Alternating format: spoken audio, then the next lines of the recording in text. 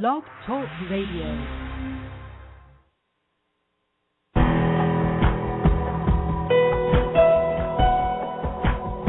Welcome to our program on Kardec Radio.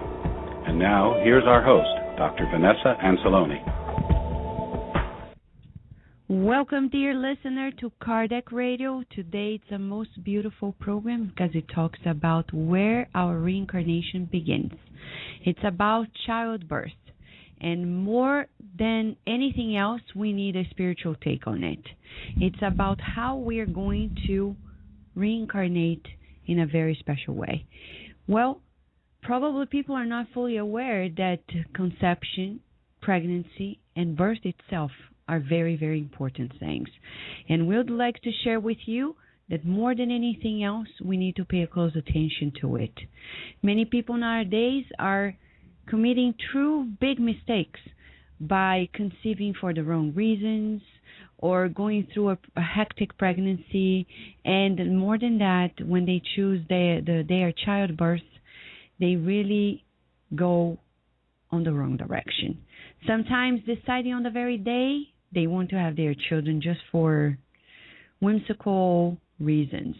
And we're going to see that it affects the life that is coming to a new reincarnation. So Allan Kardec himself, in the Spirit's book, Question and Answer 136, he talks about the fact that a soul is connected to a physical body. It is connected to a physical body before birth. So in the mother's womb, there is a spirit connected to that body. What does that mean? How can we actually participate in this interaction? What's happening to the mother? What's happening to the child? We have a lot to share with you today. And more than that, we want to share this with you by the presence of one of the experts in the field. She is Sunny Carl, who is a home birth midwife who offers soft births to uphold the pristine quality of each newborn. She has introduced in the United States this practice without reducing the trauma in birth and supporting the conscious babies being born in today's world. She is formerly a Waldorf kindergarten teacher and a birth therapist. She's a mother and grandmother and lives in Maui. She's here with us at Kardec Radio, and we are very happy to have her here with us. And we would recommend that you combine the teachings of Spiritism with the book that she brings to us, Sacred Birthing, Birthing a New Humanity, which is truly a spiritual take on it, something that probably every father and mother have to read, because it talks about taking care of the body and the soul, and talks about the spirituality regarding that. So we would tell that for this program today, it's the most important one because we're talking about if you want to conceive a child, that's the program for you to listen to. If you want to go through a pregnancy that is as conscientious as possible regarding the spirit that is coming along and yourself, this is also the program for you to listen to and share with many people. Many people are worried about so many things, but actually we should be very deeply focused on birthing a new humanity, conceiving for the right reasons, planning properly, and sometimes waiting for the right time to conceive. So many people are worried about their biological clock. They forget that nature is beyond what we think it is. Science is discovering every day new things, telling us that what they thought in the past is not quite what they thought. So we need to think very carefully about our spirituality and reconnect with our nature. And that's what we're going to do today at Kardec Radio. Help you reconnect with your true nature, your spirituality. After all, you know, Kardec Radio is here not only to nourish your soul, but also and mostly to reach out to humanity in all of its problems. And that's why we're bringing this program at Kardec Radio for you. We also would like to remind you that on July 4th, 5th, and 6th, Divaldo Franco and other great speakers will be at a very special event in Leominster, Massachusetts. And you can get more information at my Facebook page, facebook.com/Vanessa Anceloni.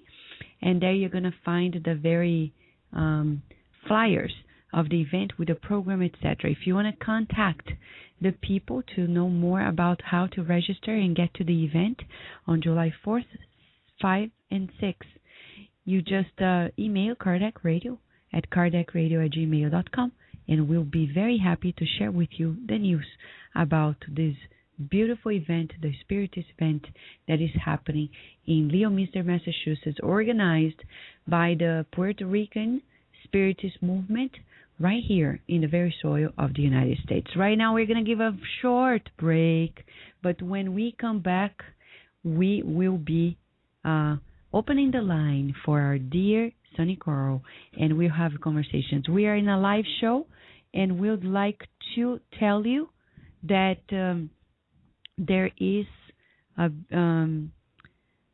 beautiful, beautiful conversation coming up, and we'll talk more about it very soon. Let's go to the break.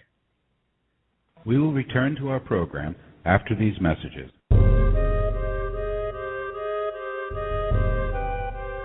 A new masterpiece has just been released by EDI CEI of America, Memoirs of a Suicide by Yvonne Pereira, a phenomenal book about what happens to suicides in the afterlife. Truly instructive, it brings greater hope that no one really dies or spends eternity in damnation. A true account of the mercy and providence of God. Buy your copy today at www.ediceiofamerica.com.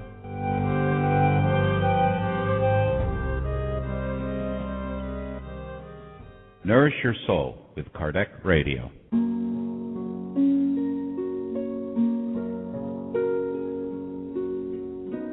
Are you seeking a way to tap into more spiritual you? Try meditation. As the Spirit Joanna DeAngelis says, meditation becomes an effective way to discipline the will. In the meditative state, you calm down your emotions and clarify your discernment, harmonizing your feelings. Take a listen to a clip from the CD entitled Health by Divaldo Franco and Joanna DeAngelis. So say this: I am life, and a triumphant life. Say it again, and once again. Say, I am happiness in life. Repeat it. I am fulfilled, and so I shall remain. Look at yourself. You are irradiating His light. Again, look at yourself. You are irradiating His light. Breathe it. Hold it. Breathe out. Say to yourself, nothing of a disturbing nature deserves my attention. If you want to listen to more, you can purchase your own copy online at www.ssbaltimore.org/bookstore. And now we return to our program. Dear listener, we are here to talk about sacred birthing, to talk about the spiritual take on birthing. As we said at the very beginning of the program, we are talking about this for the very reason that reincarnation begins at conception. We say it physiologically speaking, but we know the spirit that is reincarnating has been living all along. And our connections as parents to the spirit that is coming along has been there for ancient times, very likely. And we need to think about it because everything begins there, and there is a reason. More and more science is telling us about how crucial the first moments of life are for the rest of our lives. And it's not only about after birth, it's about prenatal life. Also, we want to discuss here about conception, because many people nowadays are conceiving without any planning, without any awareness, and more concerned about the biological clock, which, to say the truth as a scientist, science is revealing every day that the biological clock is not quite exactly what we think it is. And it's expanding at every generation. Plus, it tells us that many people are conceiving. For example, I'll never forget somebody telling me, Vanessa, oh, aren't you going to have a child to take care of you when you get older? I don't think this is the right reason why we're going to have a child. Or it's a certificate of maturity. There are so many people who have children, not exactly are mature. And other people are having children because, oh, I have a girl, now I need to have a boy. It's like mathematics of conception, and so many other reasons. There are so many wrong reasons. We're going to talk about the right reasons for having a child. Spiritually speaking, we're also going to share with you many aspects on pregnancy, the importance of taking good care, not only physically, but spiritually, getting to know what to do during that time, and especially childbirth. Nowadays, many people are having children, and they are deciding, for example, in Brazil, it's outrageous, the number of women that decide to have C-section just because they don't want to feel the pain, which is understanding, but also because they want to choose the date that their child comes to life. How does that impact the reincarnatory plan of that spirit? Does that impact at all?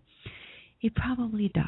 And we are going to talk about this and much, much, much more. And to talk about this, besides the spiritist teachings that go hand in hand with I think it's one of the most comprehensive books I've read this far about childbirth. It's named Sacred Birthing, Birthing a New Humanity by Sunny Carl. She's a home birth midwife who offers soft birth to uphold the pristine quality of each newborn. These practices were developed with the help of spirit to reduce the trauma in birth and support the conscious babies being born in today's world. Formerly a Waldorf kindergarten teacher and a birth therapist, Sunny is a mother and grandmother and lives nearby in the United States. So we're going to open the line to talk to Sunny, who kindly is sharing her love and her kindness and wisdom with us. Thank you so much, Sunny, for being with us at Kardec Radio today. You're welcome. Wow, what an amazing higher octave of being able to speak to all of this. Thank you. I know it's a lot, but we're just going to give teasers so people can go deeper into the book and get to know more, because sincerely, Sunny, your book is one of the most loving. As I touch the book, I can feel, I remember Chico Xavier, one of the greatest mediums in the Spiritist movement, he would say how the energy even of the books can be felt, and we can feel there's so much love. The proposal of birthing a new humanity, we talk about changing the world for the better, and I think you got at the very core of it, birth, and especially conception. And I will quote just the first sentence of your chapter when you talk about birthing the whole being. A sacred birth is truly for one purpose, to birth a child in a way that can best preserve the essence of divinity that accompanies each new being.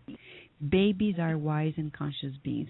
I mean, this is just the very beginning of the book, and we'd like to know how you got into this understanding that birth and conception, everything's so sacred. Wow. Well, I think I came in with it because at the age of 10, I told my mom I would deliver babies when I grew up.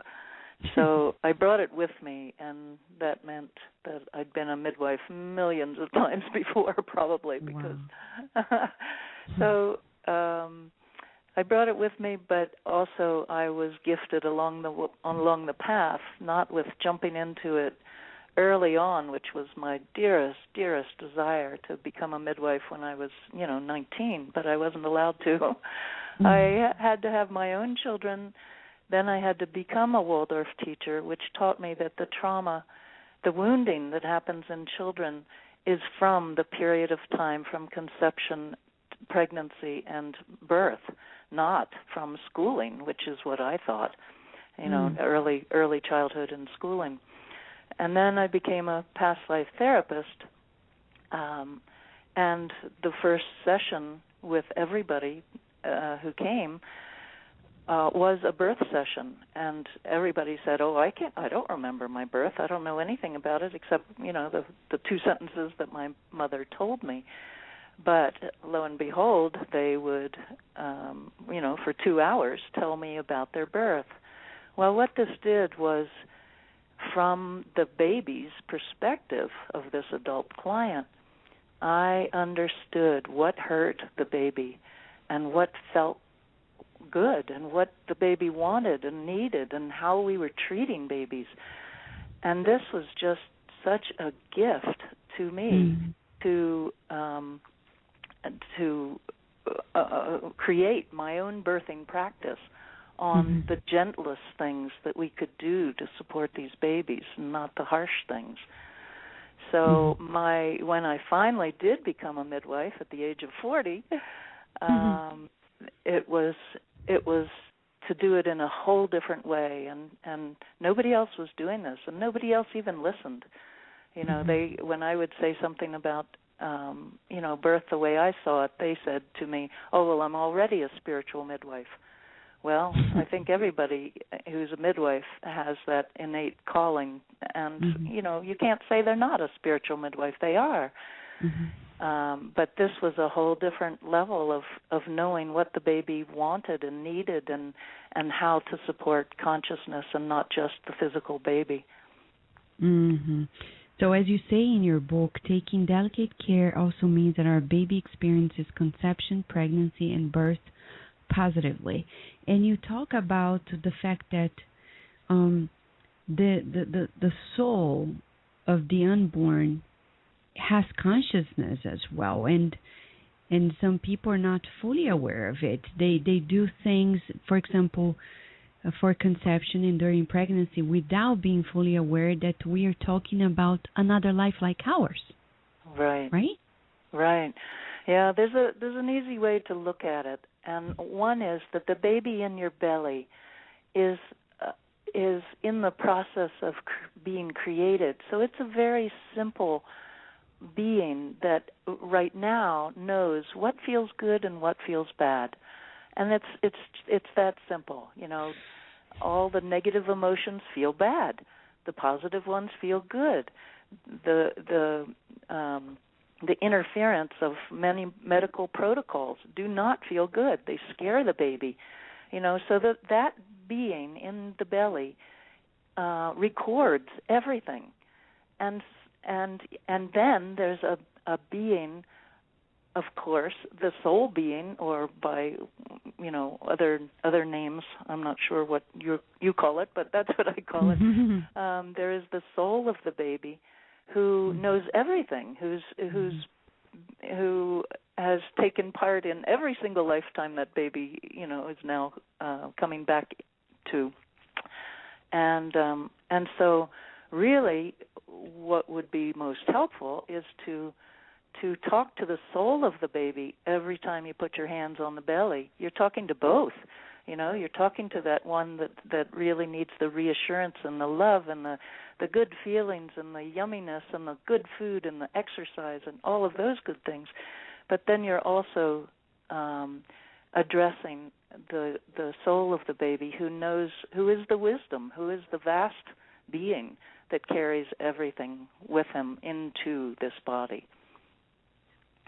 Yes, and as you say, when you talk about soft birth, a birth without pain, fear, you mentioned that preparation is everything. For parents, it's there in a preparation that creates safe birth, whether it happens at home, in a hospital.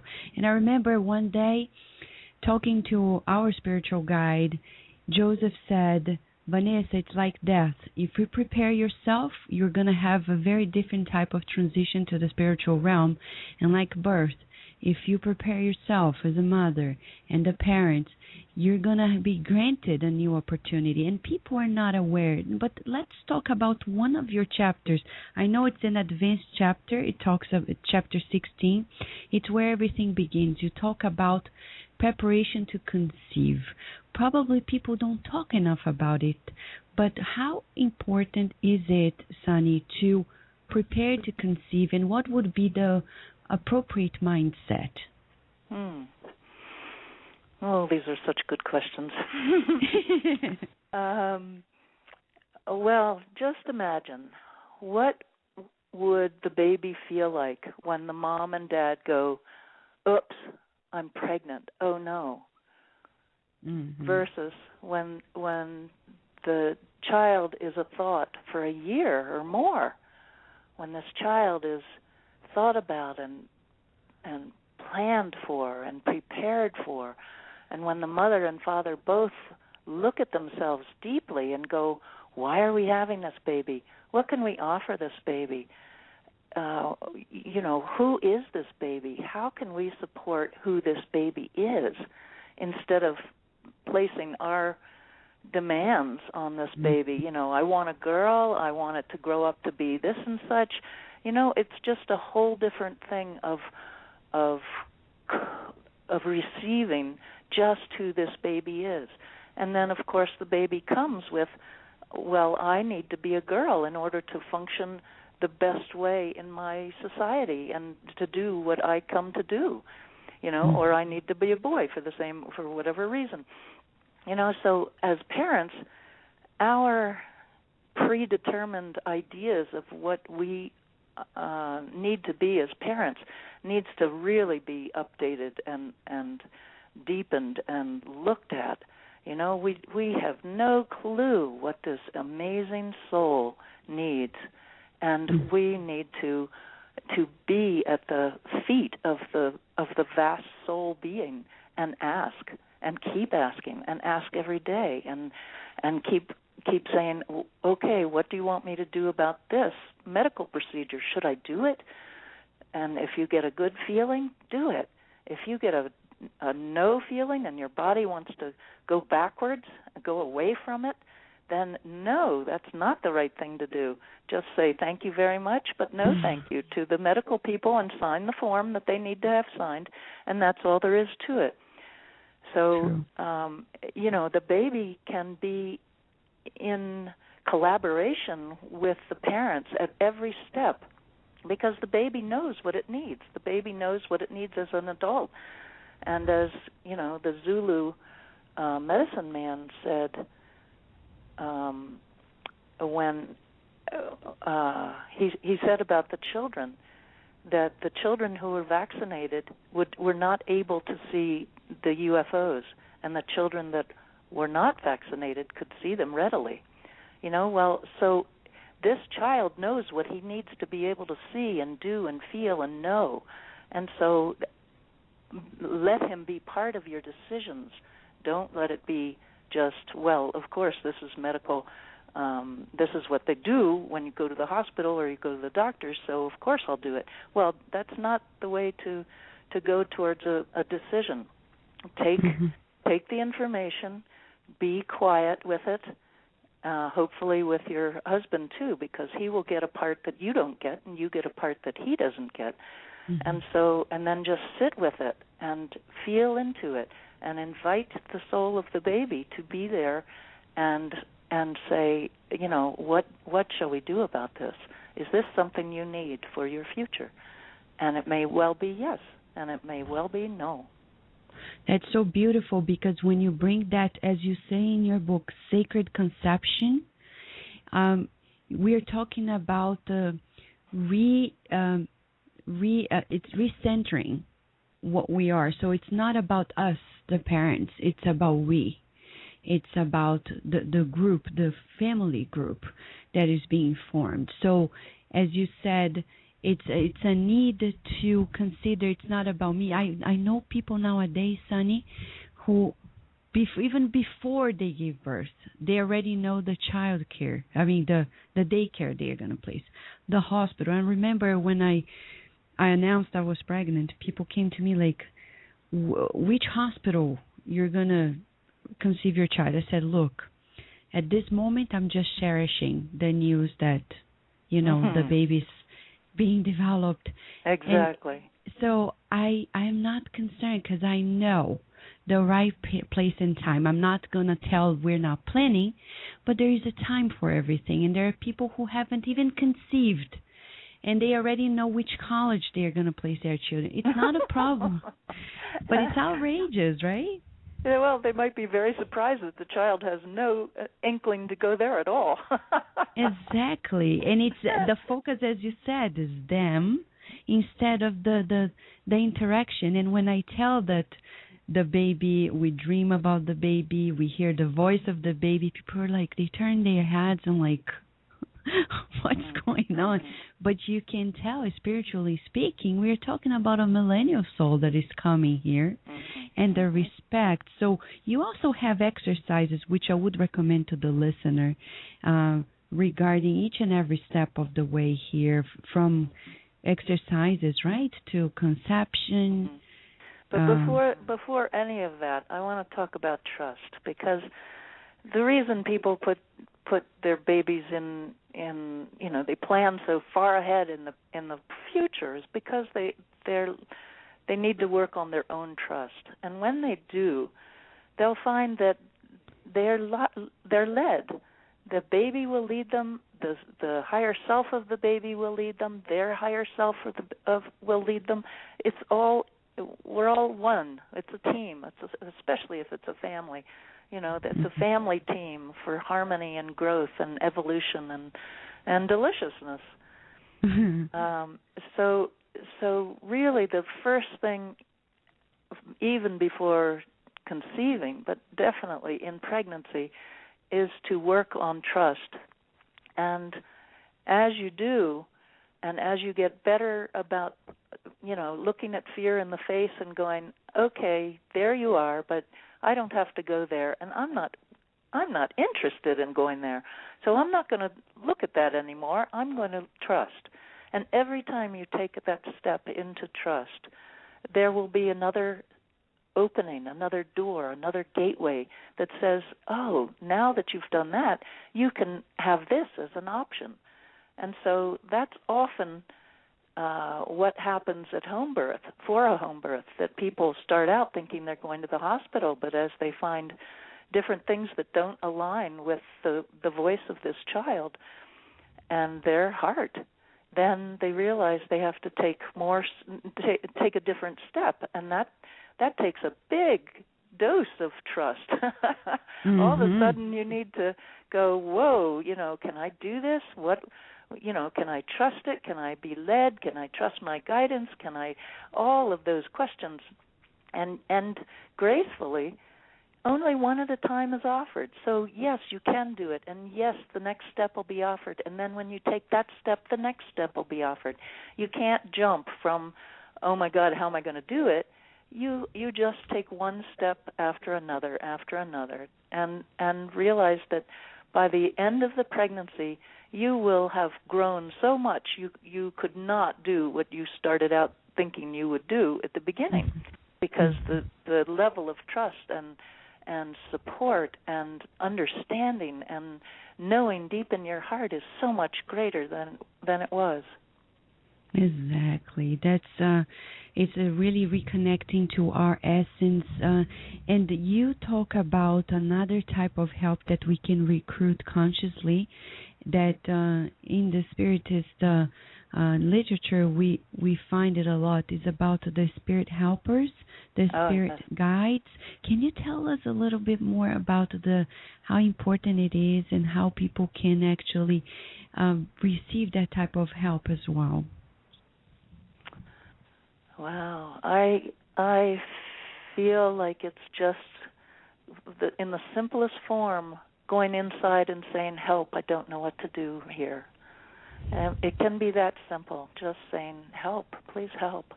Mm-hmm. It doesn't have to take a name form or somebody we know of in this human world. It can just be,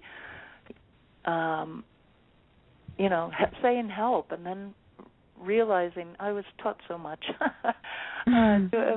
Writing this book, it took me 7 years. So in that 7 years, there were different layers that were presented to me, and it was so rich.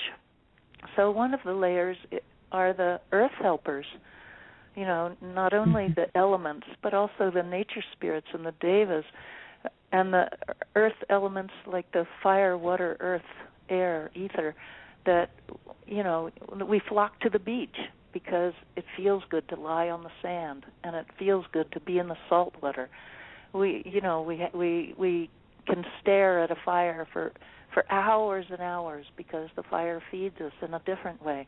Each of these elements are so nourishing, and it's nourishing to the baby. When you give this to yourself in pregnancy, you are giving it to the baby. And so the baby has that as a foundation. And then there were spirit beings. There were midwives on the other side that continued to teach me and take me by the hand by giving me a birth that would teach me something. Well, that was hard.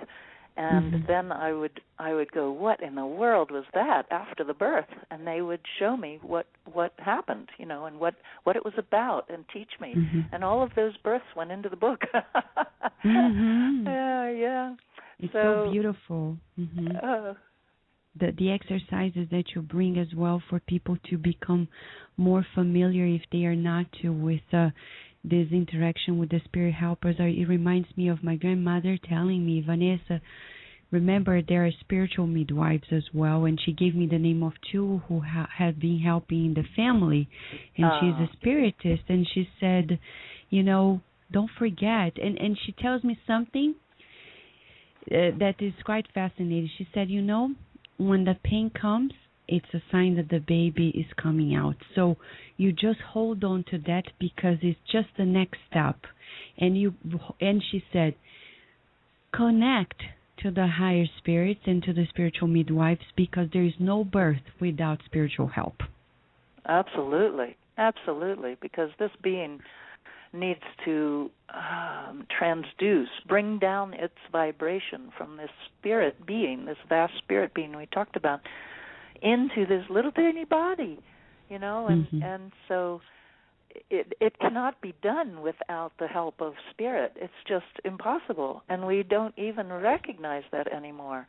We just think it's a matter of, pulling the baby out or whatever. I mean, it has lost so much, and that's why the wonder of home birth is so exquisite, because it goes at the pace it goes, whether that's slow or whatever is normal for this mom and this baby, because its labor is made to order for this mom and this baby. There is no such thing as this is the way it should go, this is what it looks like. That's bogus. So to allow labor to go the way it goes, it's so much easier at home, where you're not interrupted and you're not continually offered drugs, and you're all of those interruptions, even with strangers or with blood work being drawn or whatever, and just allow your body to open at the pace it opens in the dance that is presented, because mom and baby are in a dance. Every time the baby needs to turn a little bit more, mom will have the urge to get up and move. And in the hospital, you're strapped to the bed. You can't, But in a home birth, you can do whatever you need. Whether you need to lean on the counter in the kitchen, and just go sway back and forth. Whether you're holding on to your husband and moving to the bathroom, or going outside for a walk, or whatever. the home birth just makes it so much easier because you're in your natural place. You're where you are powerful and you are in your power and you are surrounded by all the things that you love, and that love from the trees outside and from your garden and from the flowers you bring in and from what you've chosen to be in your house, all that feeds you back its love. But and when you're in labor, you can feel that. It's the field of support for you. Mm-hmm. So it's very palpable and very different, and it's unseen, so we don't think about it much, but it's there. It's interesting you're mentioning this because for the listener, it may sound like, oh my gosh, does it mean I shouldn't have a child in the hospital? No, it just means that you can choose a good hospital if you find it safer, right? And sure. As you said at the beginning, if you do so, it's also telling us about the need of a kinder birth experience in hospitals, as everything in our planet is in need of greater advancements, and one of the fields in science, especially medicine, that is lacking is a more compassionate care. People talk about it at death nowadays, but they forget to talk about it and to customize it. But little by little, we're seeing, absolutely, right, places on the earth. I just said absolutely. We forget about it. We know we're now knowing we need to be compassionate at death, but we haven't taken that into birth. Exactly, and we're talking about the gateways to the great life, spirit life. So once we consider that, it becomes so natural.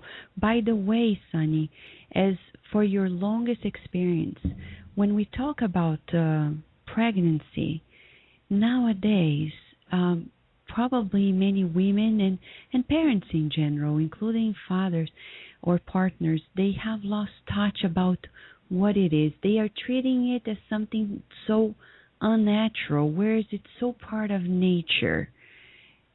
Can you tell us about, because in your book you have a comprehensive explanation about the spiritual and the physical take on it, about how we should deal with this pregnancy, communicating with the baby. For example, page 254 of your book, you talk about communicating and communing with your baby. So you give an exercise so parents can go deeply into appreciating that conscious connection, correct? Oh, yes. Yeah, and that makes it so much richer, so that you are a team, and so that the father as well as the mother can get hits of, oh, this is what I felt from the baby today, and in the beginning you go, could this be so? Is this real? But soon you just go, the baby was really with me today. I know it. I felt it. I can't wait to meet her. Something like that. So yes, there is a way to connect, and it's simple. It's just really taking the time in this day and age. There's so much we have to do in the lists and blah blah blah, but there is no more important work than growing this baby. And if you took off this year or 2 or 5, it would be the best thing you could do for this baby, and just relax into the growing and the development. So much of the growing and development is now ignored because of our pace of life. But imagine living on a farm and being connected with nature, knowing what the weather would be and how the cows need to be, cared for, and you would naturally be so much more in tune with this baby because you are in nature. Excuse me. Mm-hmm. So it's about taking the time and sitting down and creating a place, a baby altar, or a little nook or a corner in the house. Clear off the television, throw it away, and put your baby altar on the little table And as you go through pregnancy, the things that you pick up that are meaningful to you, the feather that you found when you were thinking about the baby, or the stone that is the perfect reflection, whatever it is, put it on the altar and grow the altar. And both of you, mom and dad do that. But so then you can sit in front of this altar and take the time to just say, okay, baby, this is our time. And if you do it at the same time every day, that becomes a habit, and the baby's right there instantly. That is and true. So then you just say, baby, now is our time. Talk to me. Tell me what you want to tell me. What do you want to tell me?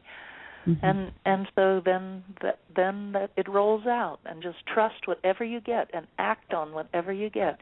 And then the next day, you get the next piece. It's just a beautiful, beautiful spiritual gift to have this time that's finite. That you only have this 9.5, 10 months to work with the baby and work with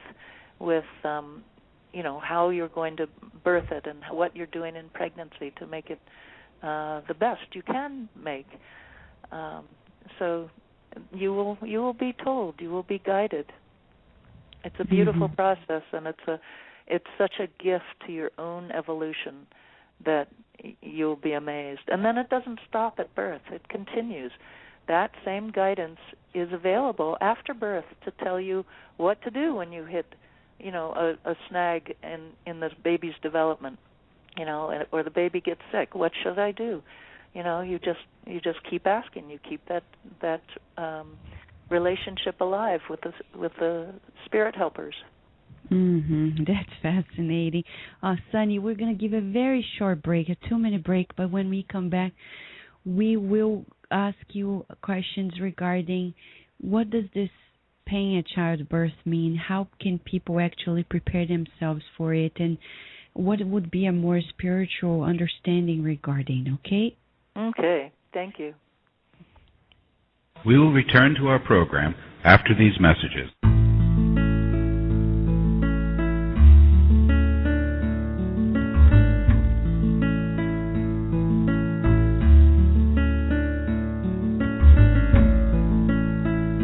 Keep emotional control under all circumstances. An unbalanced nervous system means an unbalanced life. If difficulties threaten your balance, utilize prayer. Prayer is effective medicine for all the illnesses of the soul.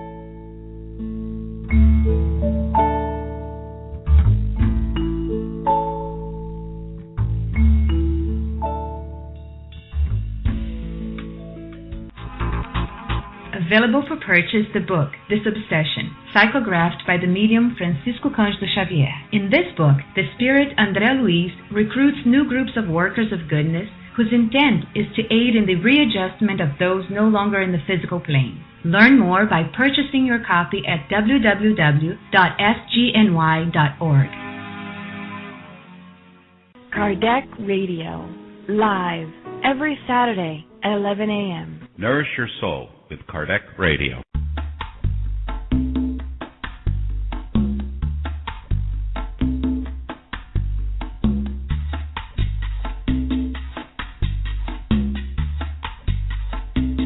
Listen to our sister radio, Bazera Online Web Radio, retransmitting Kardec Radio shows 3 times a day.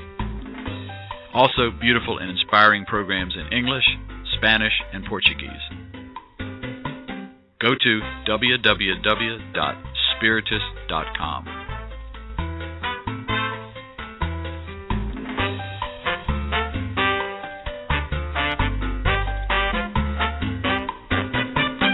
And now we return to our program. Dear listener, we are here talking about the most sacred topic, about sacred birthing. And it's all about from preparing to conceive to pregnancy, and later on about childbirth. And of course, the whole 9 yards of that commitment to the soul that is being born. We are talking about the spiritual view on it and how we can customize that process here to accommodate our essence, which is spirit. And to talk about it, we have here with us the honor of having Sunny Carl, who is a home birth midwife and has written, I think, one of the most comprehensive books regarding this, that is very loving, caring, and consider all ends. There's no radical point of view in this book. It considers all the needs and also the traditional care if needed, which is named Sacred Birthing, Birthing a New Humanity. It's a beautiful book that can prepare us for so much.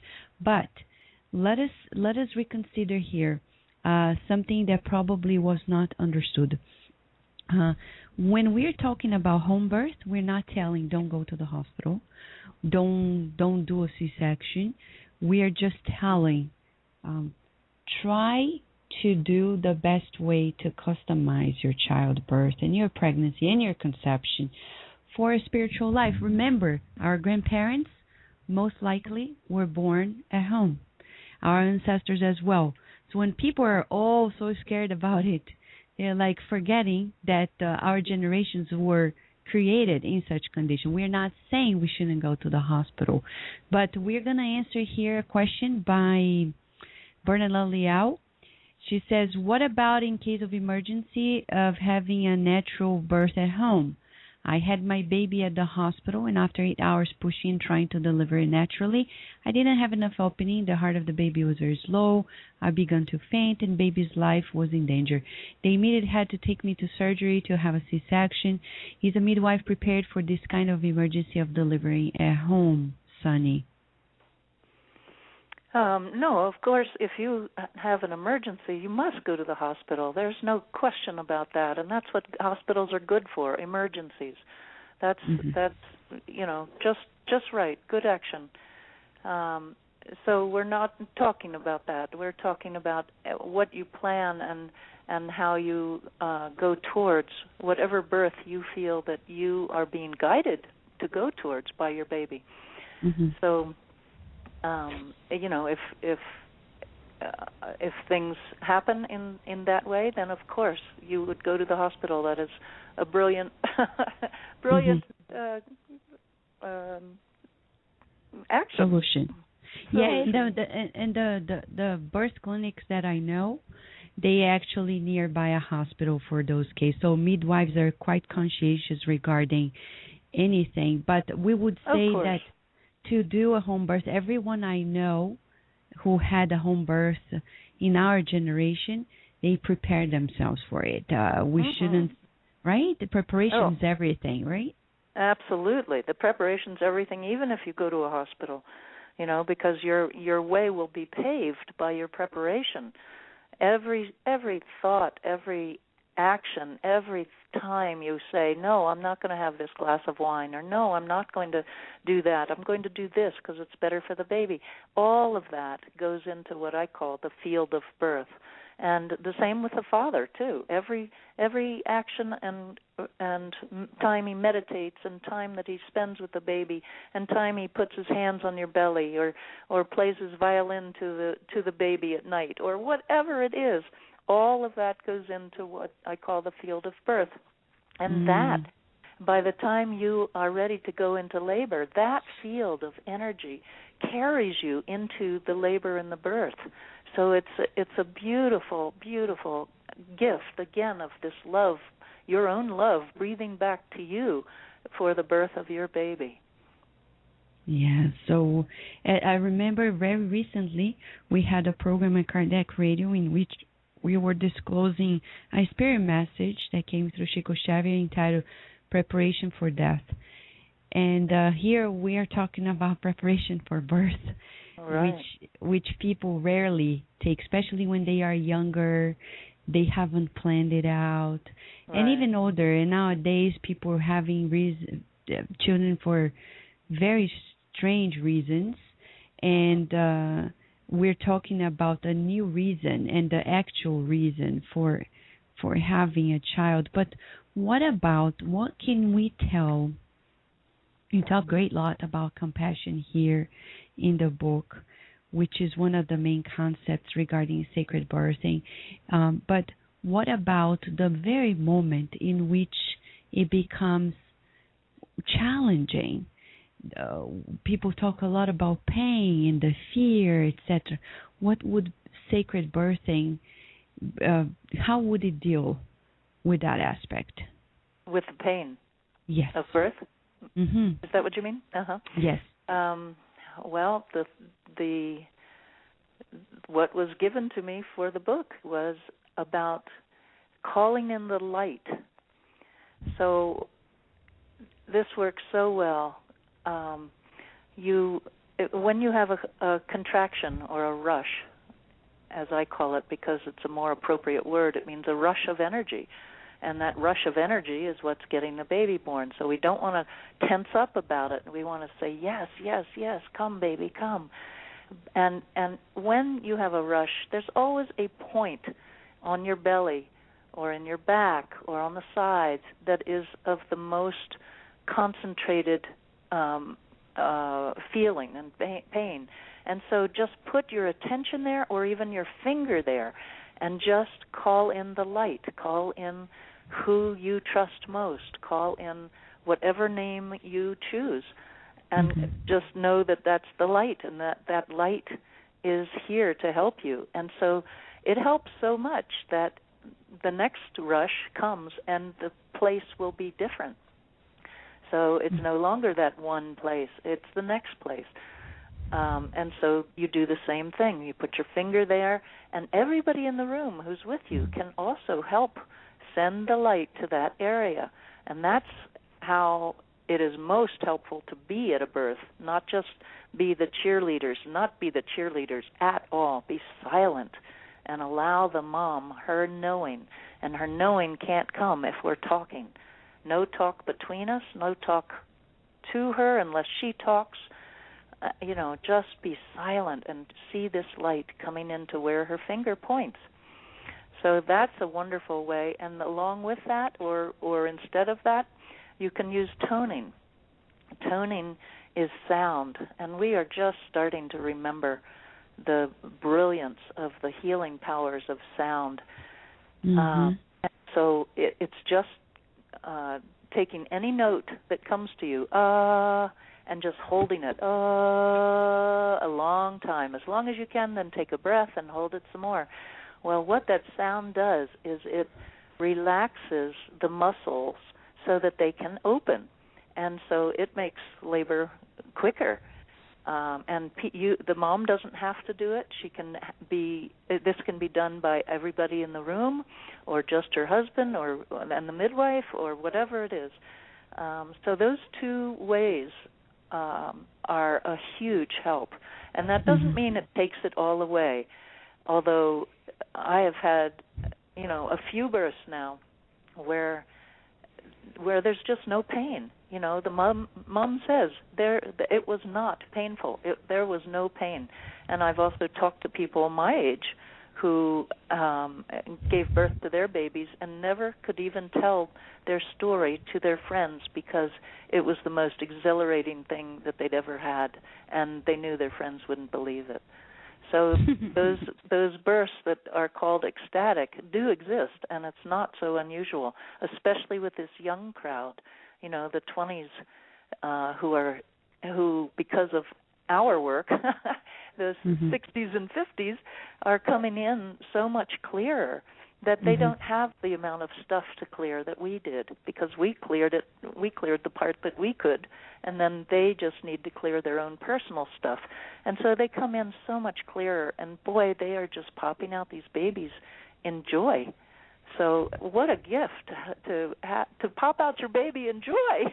That's the best way. And as you say here, it's like because the healing of birth, trauma is not new. You quote the works of Stanislav Grof and others when he talks about holotropic breathing and mind, etc. So we're talking about things that are validated greatly by science to date and the new ways of overcoming. But you mentioned briefly about the field of birth.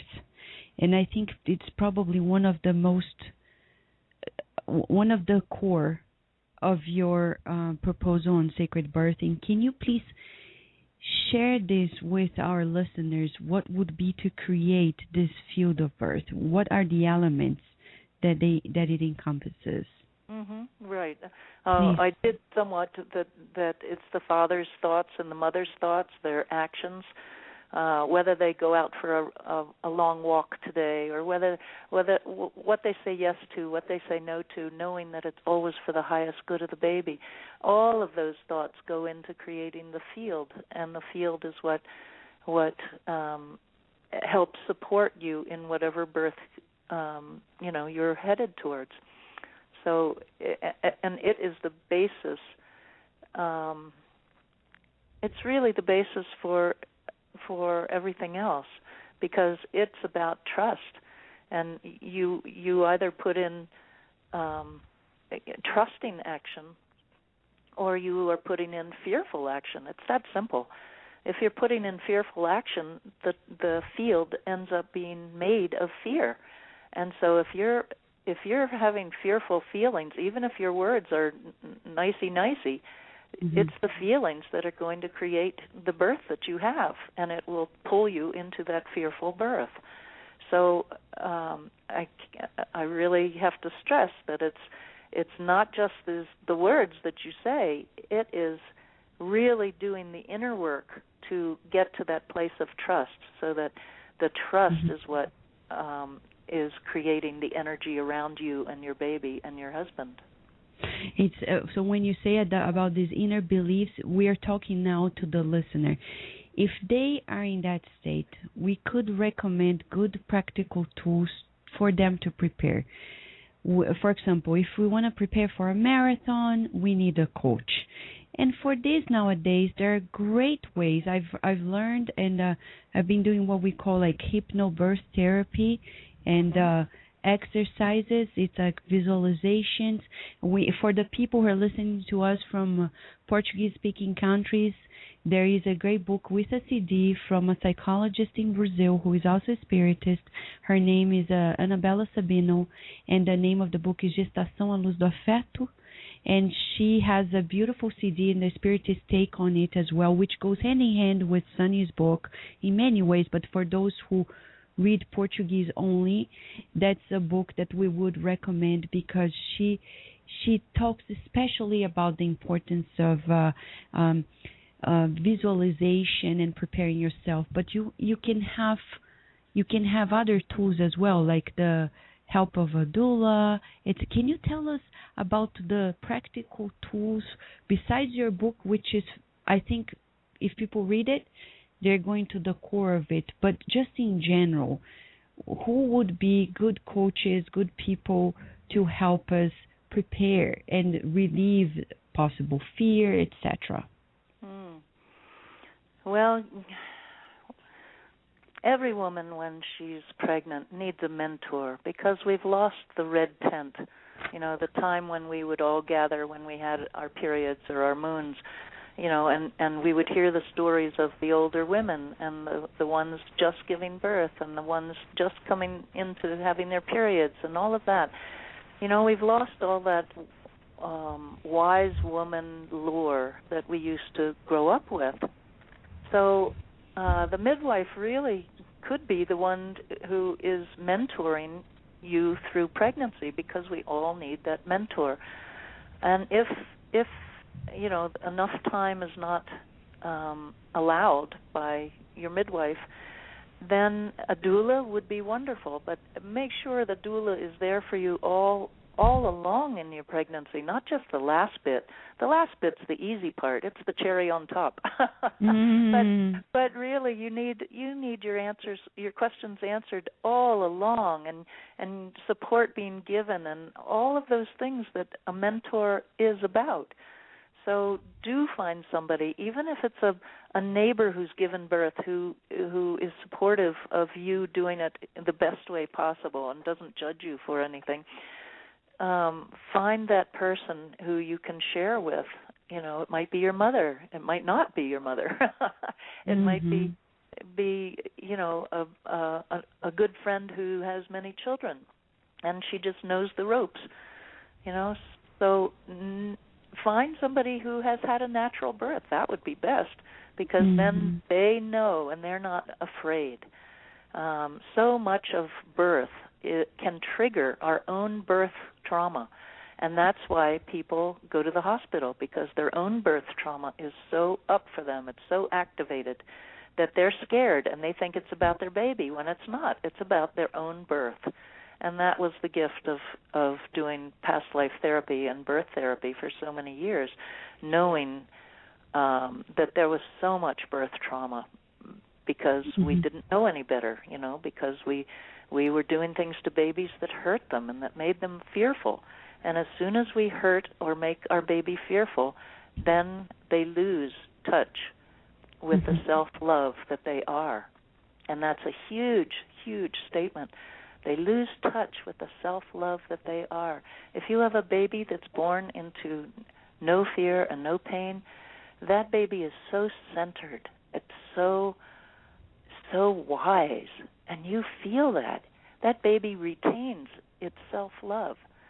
And you feel it. It's absolutely, the whole room is filled with it. It's just a delicious, amazing feeling, because we're not used to feeling that. And a baby can bring it, all babies bring it with them. But when they are scared or hurt, that's what gets let go of. That's what is eliminated. And that's a really sad thing to say, but it's true. And it's true. When we study a bit about the history of medicine, we can tell about so many mistakes that were made. And nowadays, people, although advancements in science are evident, we still have a long run. Being a scientist myself, I can tell that we know so little about so many things, though for the lay public it sounds like we know so much. But that's not true. And regarding birth, especially neonates, and I'm a specialist in neonatal pain, my research. And this coming week, there is a big international meeting on pediatrics pain. And people, I was telling a friend last week, I said, did you know that for the longest time, until like the beginning of the 20th, first century, the way pain was dealt in neonates was without anesthetics or analgesics, etc. Absolutely. You're just exactly right. Yep. They didn't give anesthesia to newborns. It was terrible.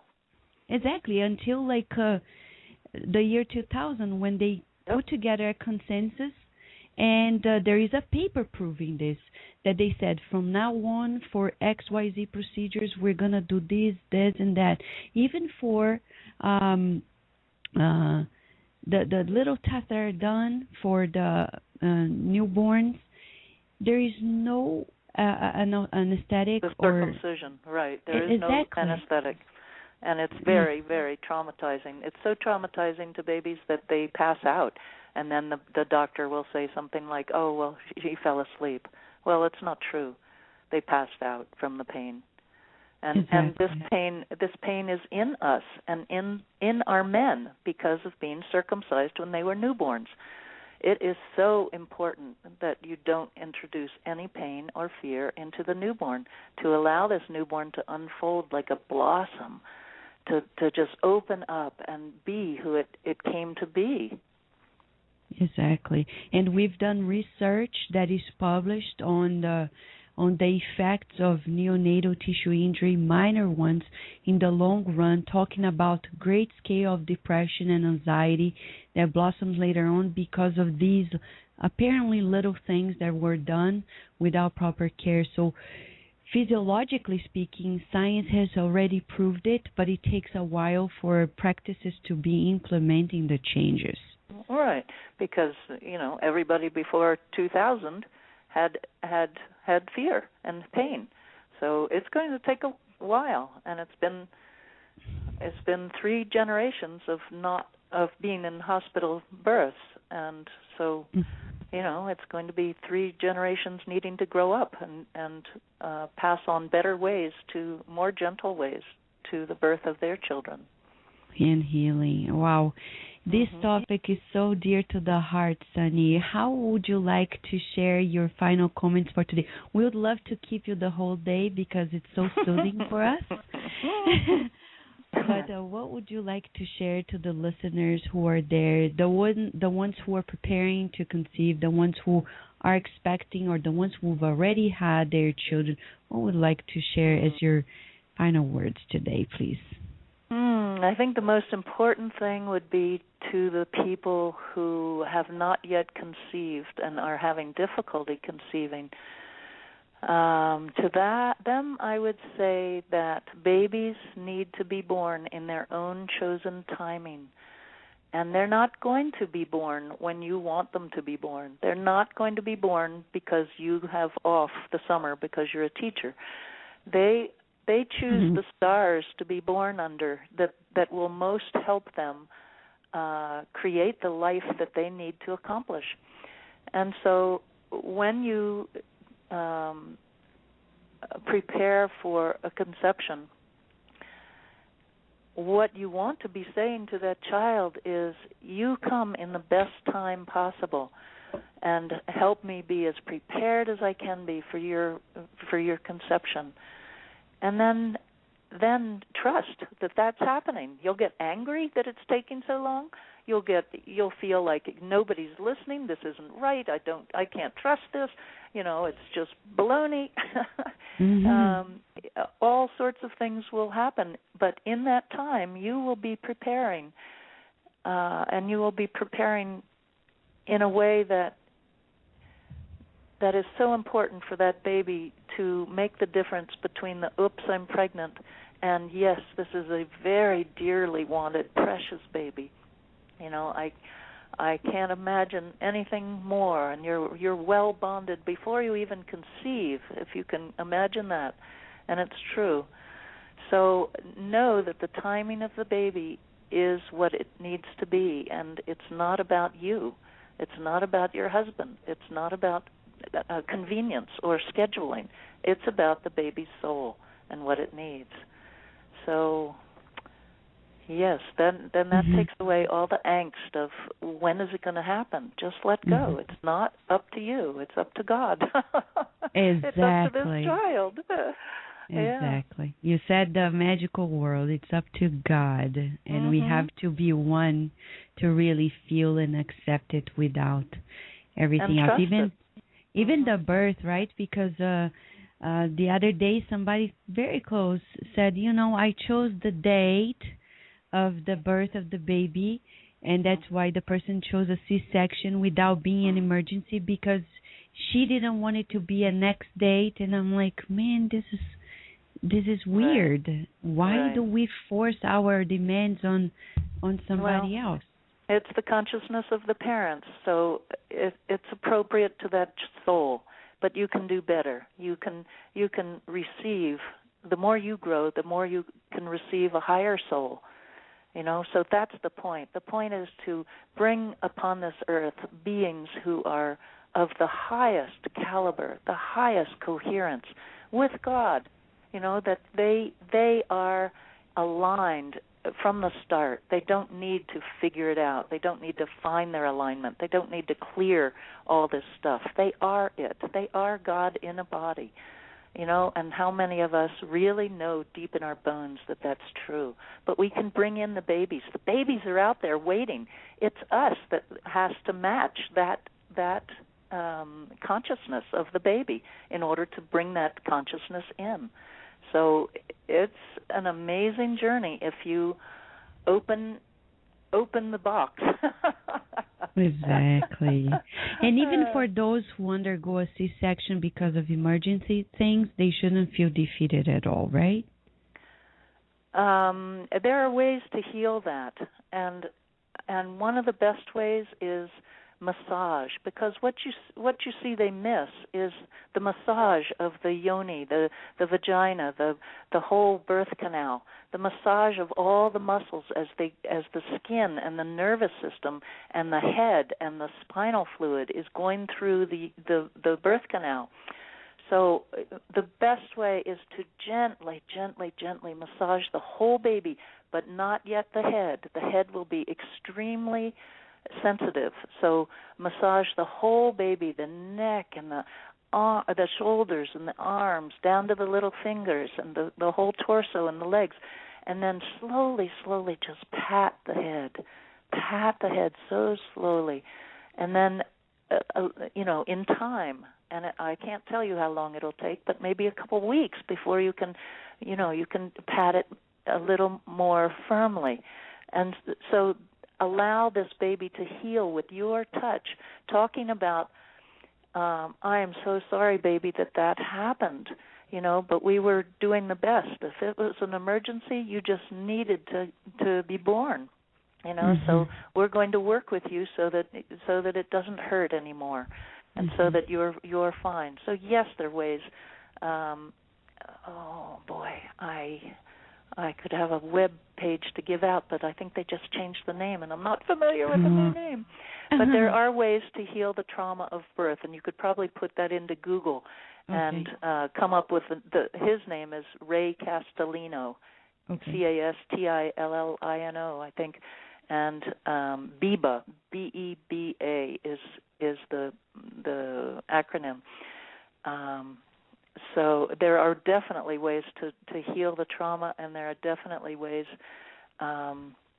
to make the hospital birth again the best possible thing you can do. And that, when with your preparation, you will attract the right doctor and the right nurses into your room, for the birth of that baby, because of the field of birth that you have created. So that's how important the field is for you. Oh, that's beautiful. We would like to give you a big hug, Sunny, for being with us today and bringing so much comfort and so much hope and great perspective so we can all birth a new generation. Thank you so much for existing and for being with us today. Oh, thank you. I receive your hug, and I send it out 100-fold to the whole world who's listening. May these babies be born with such consciousness and such love, because that's who they are. Yeah. Thank you so much, Sunny. We'll be in touch with you, hoping that we can have you some other time at Kardec Radio. Okay? Wonderful. Thank you, Vanessa. Thank you. So, dear listener, with the joy of these moments and the hope, because we're talking about life, we're talking about childbirth, we're talking about the new generations. Spread the news, dear listener, because as Allan Kardec mentions in the Gospel According to Spiritism, when there is a prayer dedicated to a child that is being born, can you believe it? In the last chapter, chapter 28, prayer for a newborn child, Kardec in many ways tells us about parents being trusted with the mission and that God is giving them. And in that exercise of love, which is a law of nature, he says, there is so much for parents to be fully aware. And he gives us a prayer to be done by parents and by family, friends. At the very end of the program, we're going to pray together.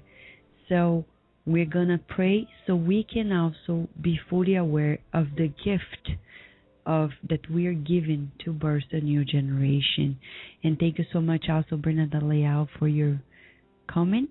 She says, wow, they make so much sense about healing the trauma and touching your baby. Loving it. Thanks for sharing. Thank you, Bernadette, for also all that you do, taking care of the new generation in the spiritual education that you give through every program at Kardec Radio and the other programs around the United States. Right now, dear listener, we're going to give a break.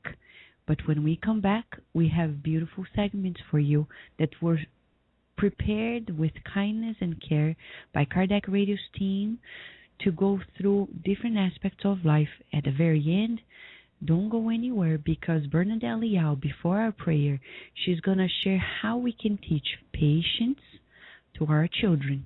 Because as we're birthing a new generation, after birth, there's a whole lot to do as well. And we can't dismiss the roles that are changing constantly as our children grow.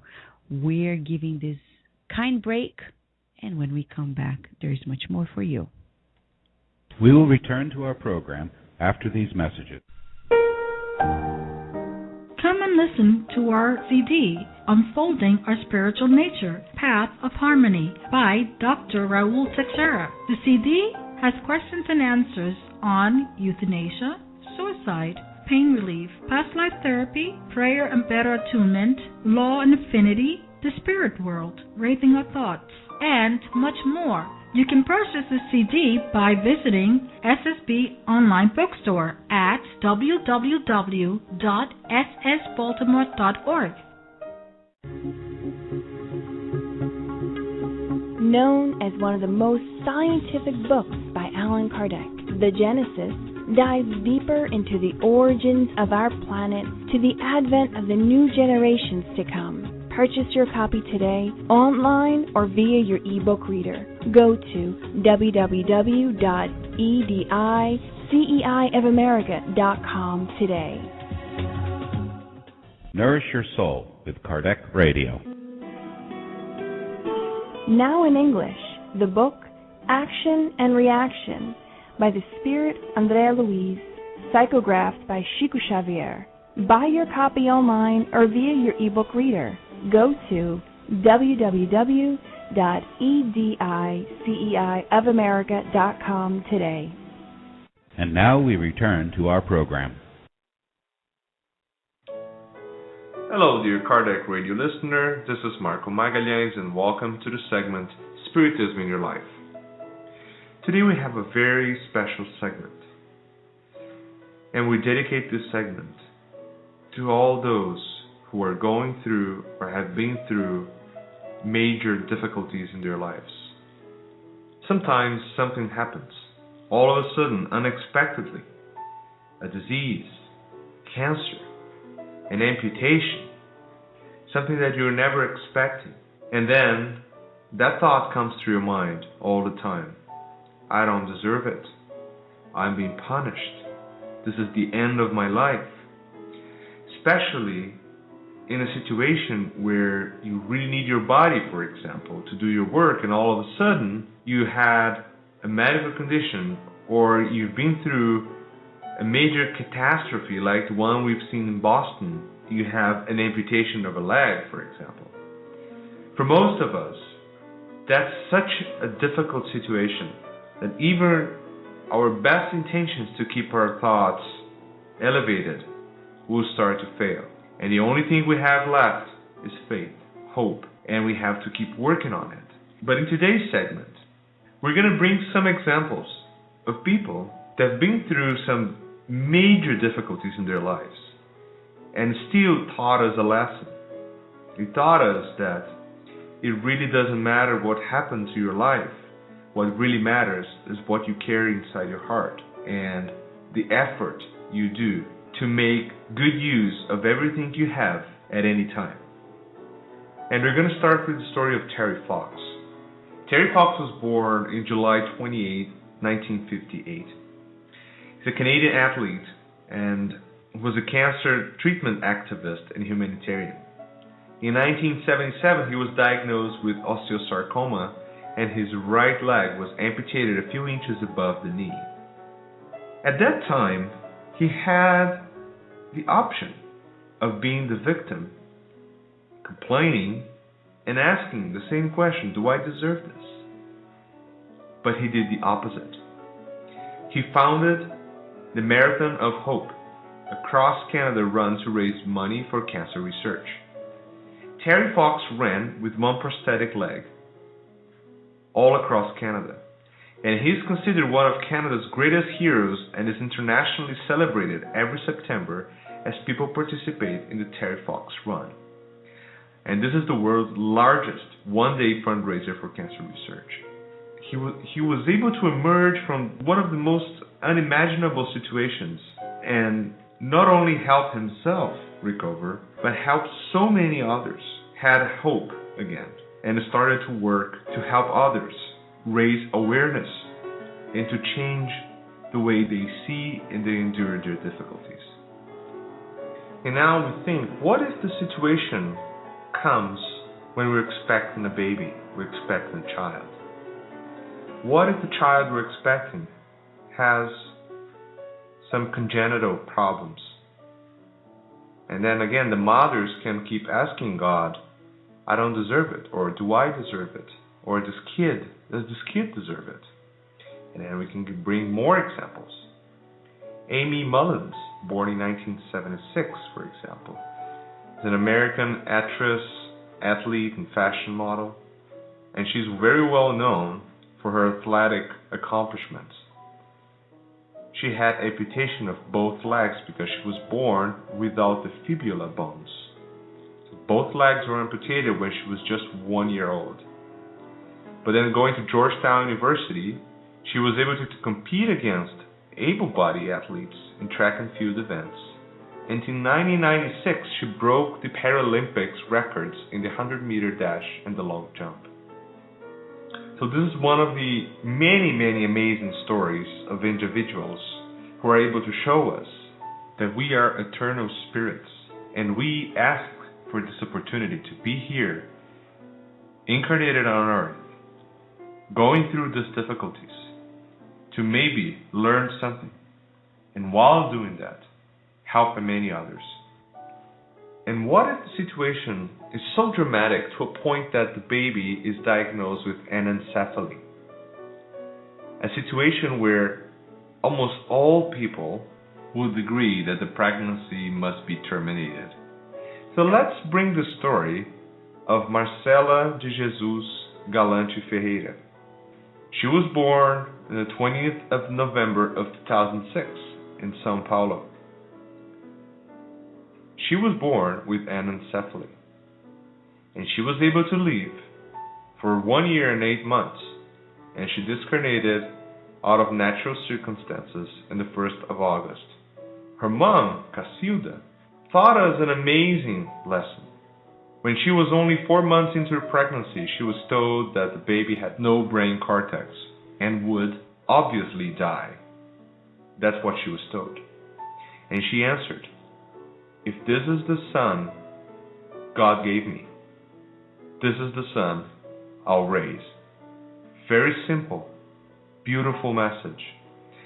And the most amazing part of all this is not only that the baby with anencephaly lived for 1 year and 8 months, is that the baby with anencephaly was able to change the lives of so many people, of everyone involved in the story. And now many others, looking at this story, rethink about a lot of their decisions and start to understand that there's a lot more into these situations that we can't understand. There's always a reason for things to happen, and it's of course always up to us to make the decisions. So let us all together make more conscientious decisions, thinking about the roles that we have and helping others and being co-creators with God, because this is who we are. In summary, my friends, let us all look at the challenges of our lives as an opportunity for us to do better, to learn, and to help others, because this is the real mission of each one of us incarnated in this planet. Thank you, my friends, and so be it.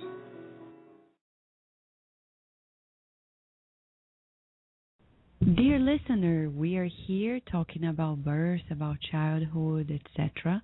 And we have a listener, John DeRosa, who is also part of Kardec Radio's team in the Spirit Side of Virginia. He's here with us. He's going to share some of the things that he enjoyed the most with our interview with Sonny Carl. Hi, John. Thank you so much for being with us at Kardec Radio. Hello, Vanessa. Yes, I really enjoyed your interview with Sonny.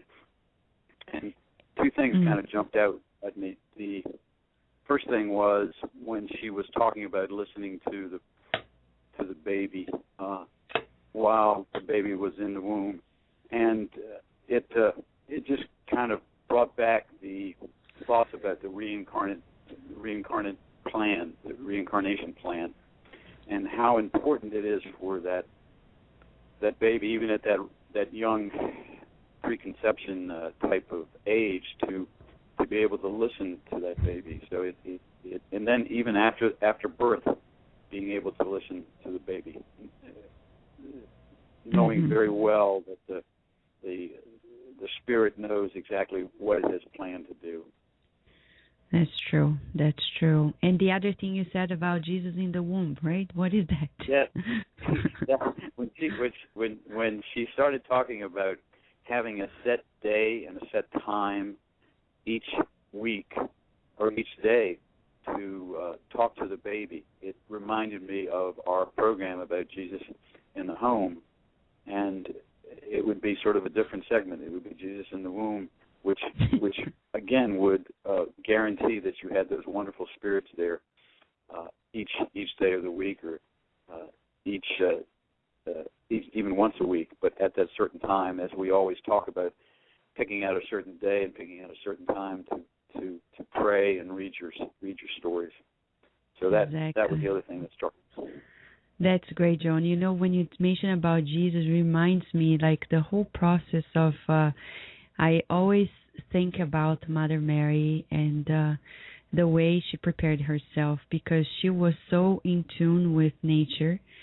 She allowed and heard the voice of the angels, and then she prepared herself, and then I can almost imagine the spirit helpers and everything else through the whole pregnancy and childbirth for the special birth of Jesus. So it's something that probably all expectant mothers and fathers should be relating to and having as a reference how she dealt with the whole pregnancy.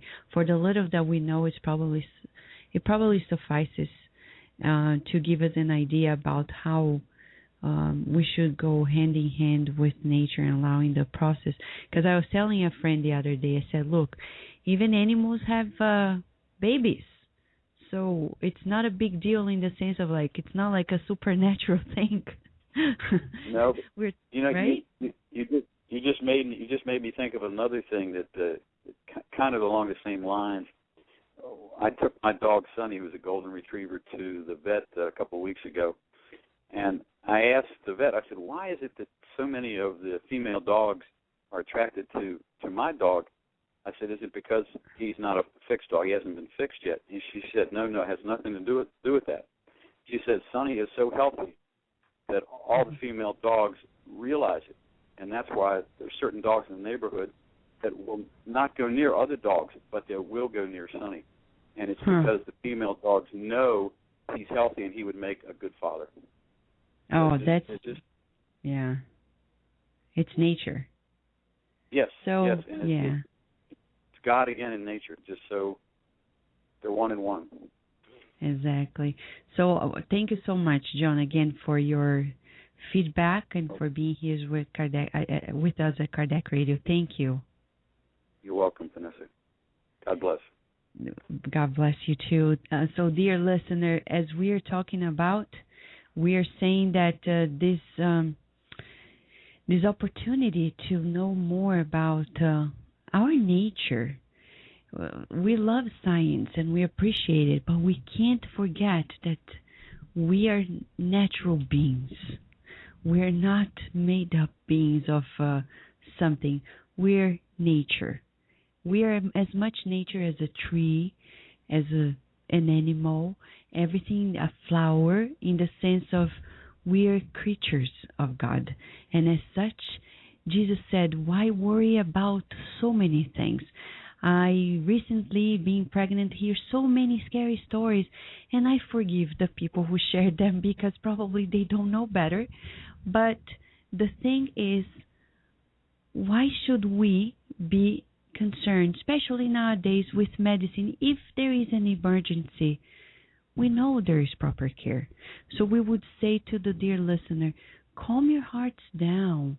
Just like Jesus said, why worry if God provides to the birds in the sky and to the fields of plantation?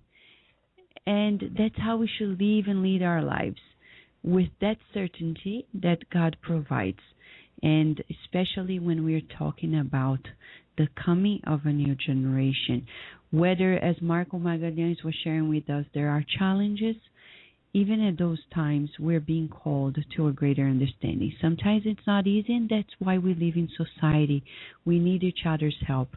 And nowadays there is so much help around us to heal, to deal with the problems, the challenges, that we would say any challenge becomes a piece of cake when we trust, as Sunny said, God, and we trust the higher spirits, and we also trust the wisdom of the people that are around us, because there are many people who are here to help us as well, as much as we are here to help others. Right now, we're going to continue by listening to new segments. It's about a new take. Kirsten DeMello is bringing to us explanation on a specific excerpt of the Spirit's book by Allan Kardec entitled Law of Destruction, which is part of nature. It's a law of transformation. And this one is about war, followed by Luis Sergio Maroda, who is bringing to us another beautiful understanding of Jesus' passages. And at the very end, how to teach our children about patience with Bernadette Leal. So important today. When we talk about patience, we're talking about the science of peace, which is something really at the highest level of humanity today. And at the very, very, very end, we invite you for our prayer. It's so important to pray. The power of collective prayer is unsurpassing. How about if pray today for those who are giving birth today, so they are being supported. And we never forget, especially about those mothers who are by themselves. Recently, the mentors asked us to find a shelter for pregnant teens, and we found one nearby so we could give support. My grandmother, for the longest time, in 35 years, has been every year in her center in the countryside of the state of São Paulo, raising funds for at-risk single pregnant women.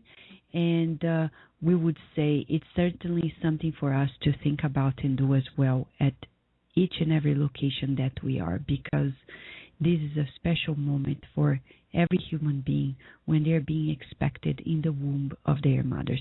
Let us listen to this, enjoy, and if you have questions, we're still here. Watching your thoughts at Blog Talk Radio or Facebook, Kardec Radio on Facebook, or at kardecradio@gmail.com. Or you can also do what John DeRosa did. Call in at 858-769-4705, and we'll be happy to address it. And Bernadette Leal is right. Pray for fathers, since it's Father's Day on Sunday. That's true, Bernadette. Without fathers, we couldn't conceive the babies. Not only that, but their role is much more important than probably people imagine, because their emotional support and their caring is probably what makes a whole lot of difference in our pregnancy and everything else in childhood education. Thank you, Bernadette, for that kind reminder. Let us listen to Kirsten DeMello and other friends, and we'll be back with you in a short.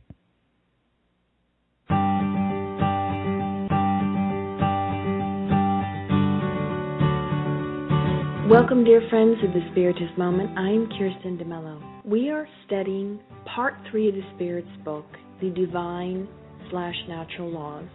We are studying the subdivision of the Law of Destruction that is entitled War. It is interesting for us to reflect about, because we realize that although this book was published in the 1850s, 60s, we realize that it is as relevant today, more than ever, than it was even in the 1850s and 60s. Why? Because war still goes on, not only at a national level, but also within our own families, within our own selves, within our own social circles. So thus, we should reflect within ourselves, with one another, and share it as well. Let us go to question 742. The question is posed to the good and noble spirits: what is the cause that leads humankind to war? And the spirits answer, quote, the predominance of the animal nature over the spiritual, and the satisfaction of their passions. In the state of barbarity, nations only know the right of the strongest and that is why war is a normal state for them. As humans evolve, war will become less frequent since they will avoid its causes. And when it does become necessary, they will know how to make it more humane. End quote. It's interesting because what comes to our mind is the story of Joan of Arc. There's actually a book that Leon Denis, the loving and kind spiritist friend, who actually wrote a book about Joan of Arc. And it is interesting because not only in that book, but actually in history, historians who studied in depth about Joan of Arc, there are accounts of soldiers who worked side by side with Joan of Arc.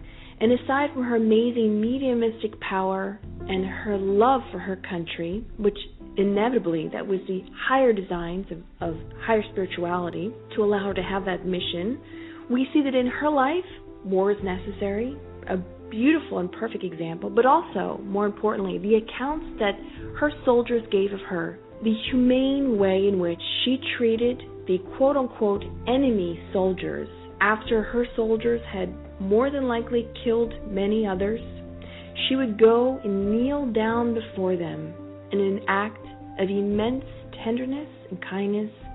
She would bless them, she would pray for them, and she would treat those very humanely. She would not spit at them, she would not curse at them, quite the opposite. And this all took place in the 1400s. So it is interesting because when the spirits discuss this, that yes, this particular chapter, war is necessary because the need for progress and freedom, but also the spirits tell us that once we work on this emotional issue of our animal nature within us, because we are evolving spirits, we begin to work more on that, war will become less necessary. And they tell us when it does become necessary, we will be more humane, as our dear sister Joan of Arc has shown us. But because there's always two sides to every story, the spirits tell us in question 745, and let us quote directly, "What is to be thought about those who stir up war for their own gain?" And the spirits answer, quote, "They are truly guilty and will require many lives to expiate all the murders they have caused, for they will have to answer for every individual whose death they caused to satisfy their own ambition." And this is very interesting because there are cases within the spiritist literature, not only about those who incited war in countries and thus incur a debt, although we know on one hand war is necessary for progress, there also is on the flip side, we know that there is a law of cause and effect, action and reaction. And in other religious arenas, it can be referred to as karma. So we must answer for every action that we do, and our intent is everything. Our intentions for why we do things is important, because the intentions and the guidance that Joan of Arc received was not a selfish one, but was for the greater good for all those living in France and the whole area. So dear friends, this is a call for inner responsibility, self-reflection as to why and how we do what we do, and to make sure we are aligning our thoughts with this Christ-like consciousness, these divine essence within us. We encourage you to study the Divine Natural Laws in Part 3 of the Spirit's book to find more balance in your life, to discover this divine essence within you. So dear friends, until next time, we wish you many blessings.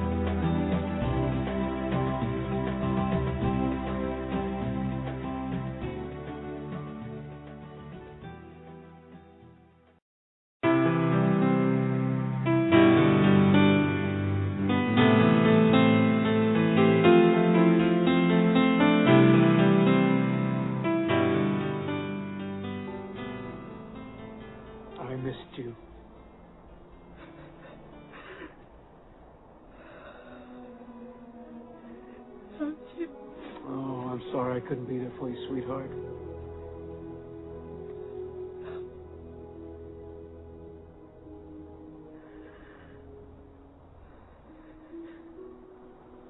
You're not real. None of this is real. That's my scientist. When I was unconscious, you downloaded my thoughts, my memories, even physical. We thought this might make things easier for you.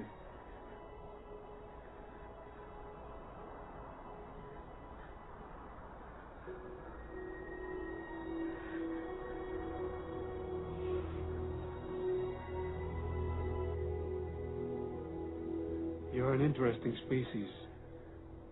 An interesting mix. You're capable of such beautiful dreams. And such horrible nightmares. You feel so lost. So cut off. So alone. Only you're not.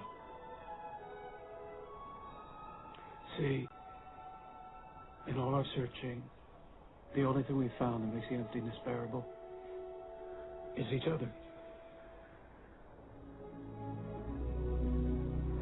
What happens now? Now, you go home. Home? But I have so many questions. Do we get to come back? This was just the first step. In time, you'll take another.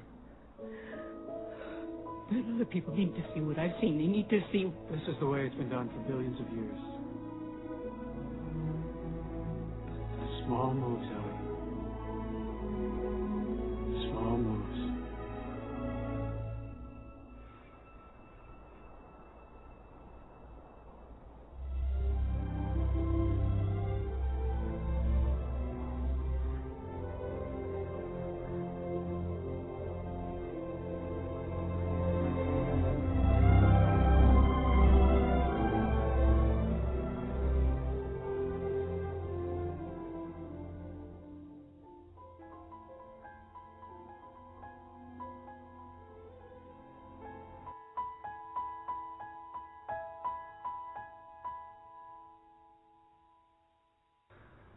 Small moves, small moves.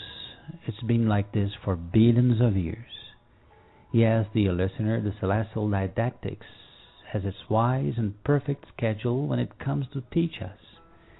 This excerpt from a well-known movie based on a novel by a renowned astrophysicist, Carl Sagan, in which Jodie Foster, a scientist, meets her deceased quote-unquote father and hold this beautiful conversation, is what we picked up today to begin our reading of the third chapter of the Gospel according to Spiritism, entitled, In My Father's House Are Many Mansions. Well, my friend, the Lord Jesus not only once shows us, although he was surrounded by our ignorance, his eagerness to give us a hint of what was about to come in our future lives in terms of understanding the universe and ourselves. You may belong to any Christian denomination, but my friend, don't say that Christ did not know about the truth science has been able to tackle these days. In his own way, of course, because now and then Jesus showed that his science was way ahead his own people as well as his moral altitude. Yes, my friend, there was a time not long ago that if you behaved, thought or spoke something different, or something that was not regarded as strictly scientific, which means attaining to the dogmatic presumption of materialism, you could be in trouble. What still happens today, but in a softer way. As an example, on their search to prove that human flight was feasible, the Wright brothers had to face hard opposition from the U.S. Army and even from some of the best American scientists. Thomas Edison was called idiot by respected engineers. Allan Kardec features Spirit's ideas in the Spirit's book that only now are a fact for scientists. And also Jesus Christ, still unable to talk about advanced scientific issues, of course, no vocabulary at that time, did and said things that even very skeptical scientists like the one we feature today don't fail to write a novel about. While new scientists getting rid of the dogmatic views like Professor Fred Alan Wolf, theoretical physicist and writer, keeps saying things like, we quote, "There is evidence that suggests the existence of a non-material, non-physical universe that has a reality, even though it might not as yet be clearly perceptible to our senses and scientific instrumentations." Well, dear listener, paraphrasing Maria João de Deus, mother of Chico Xavier, in her outstanding book, where she speaks about her journey on other planets, we have to say to you that if we look for the phenomena, none of us will find greater phenomena than those Jesus performed physically and intellectually, because he brought to us the key to reach the miracle of the miracles, the chance of fraternity on earth. Thank you so much.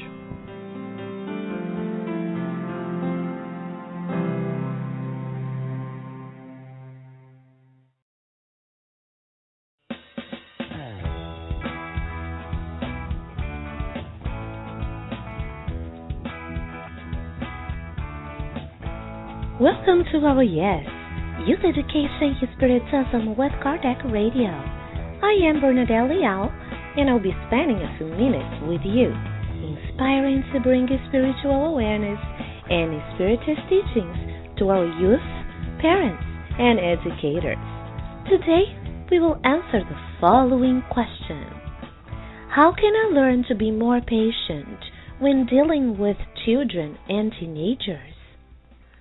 Dear listeners, what a great opportunity to practice patience when we are around children and interacting with them as a parent, an educator, a guardian, or a caregiver.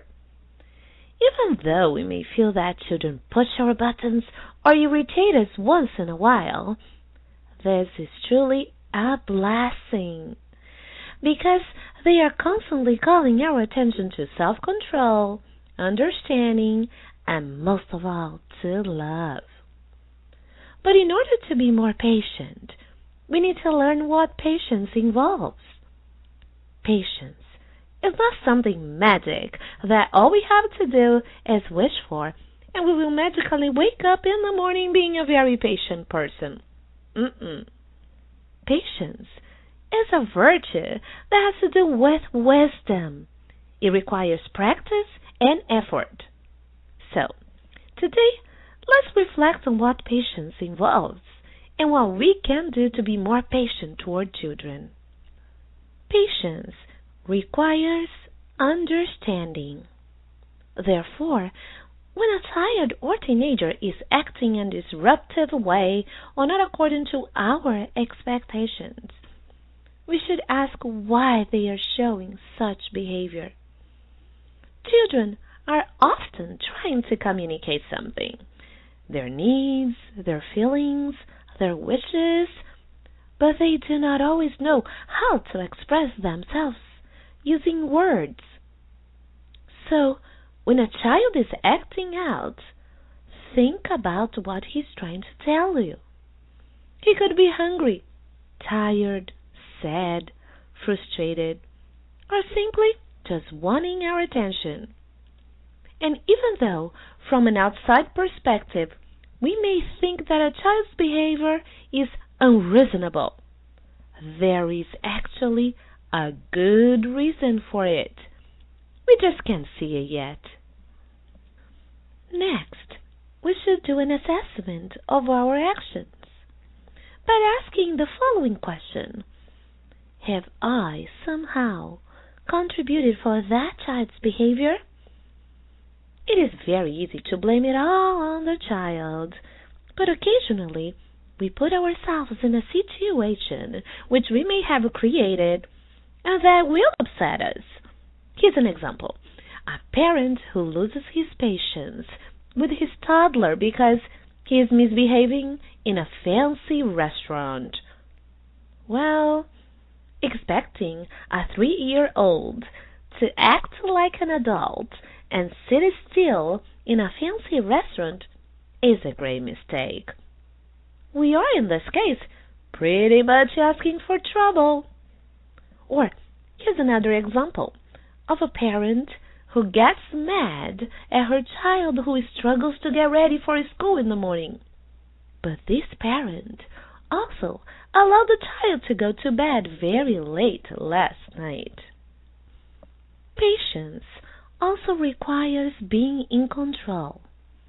Getting mad or losing our temper will not help. Instead, it will affect our judgment, and we may end up acting or saying things that we may regret later. If we truly want to become a more patient person, we need to learn to control our actions and reactions. Remember, our children will only push our buttons if we allow to. When we find ourselves in a situation in which we are beginning to get upset and may lose our temper, we should, whenever it is possible, detach from the situation. We can go for a walk, pray, meditate, until we have gained control of ourselves. Being patient is not ignoring the problem, but being able to handle it in a calming way. And detachment helps us to achieve that as we step outside the situation or from any conflict in order to get centered. Another requisite for being patient is communication. Thus, talk to your child in a calming voice about his action, its consequences, how he feels, and also about your feelings.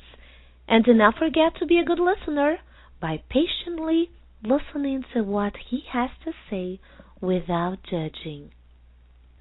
Being patient involves loving ourselves, which means caring about what we do and being conscious about how much our actions and reactions can affect us and our well-being. If we are the kind of person who loses our temper and have no patience when unexpected events come up, we are not taking good care of ourselves. Constant outbursts and anger can affect our health and lead to heart problems, headaches, chest pain, and high blood pressure.